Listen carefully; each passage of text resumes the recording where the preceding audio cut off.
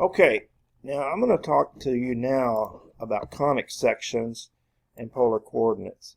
I will be honest and tell you that some college algebra courses may not cover this, but you definitely need this type of information for pre-calculus or calculus.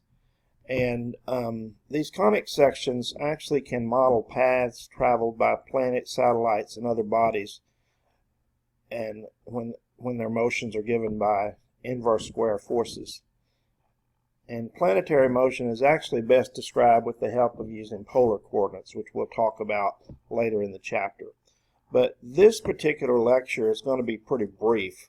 Basically, I'm just going to give you the introduction to conic sections. Now, let's talk about how a conic section are derived. Well, you might realize that the word conic section is a derivation of the word cone, so therefore they're actually derived by intersecting a plane with a cone. Now remember, a plane is just a flat surface. So just pretend like this line here that I'm going to draw is a plane. So just pretend like it has another dimension, so a depth dimension. So if I were to intersect the cone like this, then the cross-section picture of that would be a circle. So in other words, if I cut that top off, the top of this would be a circle. Now if I intersected it at an angle and I cut off the top, if I cut the top off like that, if I cut this top off, then I would get what's called an ellipse. The top of it would look like an ellipse.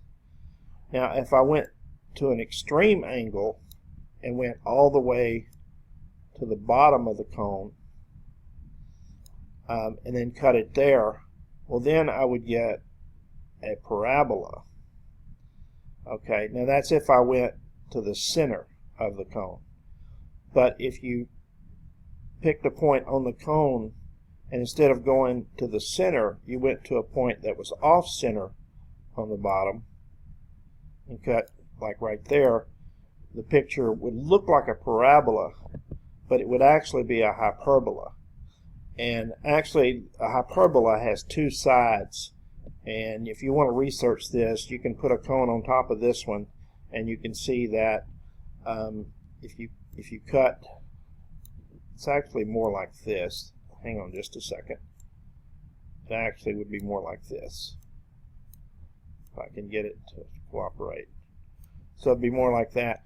And so when you cut it, it would actually go straight up and cut the other cone that would, have its point right here. And so you would get this piece here, and then you would get a similar piece up here. And that would be a hyperbola. So anyway, that's what they are. So the pictures of them are given here. An ellipse would look like this, or it could be an oblong in the other direction like this. Okay.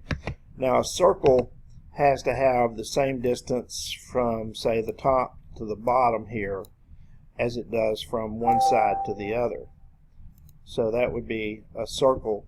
A circle is a special ellipse, actually. It's an ellipse where the distances from here to here and here to here are the same, whereas with an ellipse, the distance from here to here and the distance from here to here, these are called the axes, are actually different values. And you're familiar with a parabola, and so this is an example of a parabola. And then a hyperbola looks like this. It looks a little bit like two parabolas back to back, but the curvature of a hyperbola, piece of a hyperbola, is different than the curvature of a parabola. So anyway, now you can get other conics, you can get other sections from the cones, but we've already discussed most of those. I mean, you can actually get a point, you can get a line, you can get intersecting lines, and so forth. If you do other things. But the most common conic sections we talk about are these four.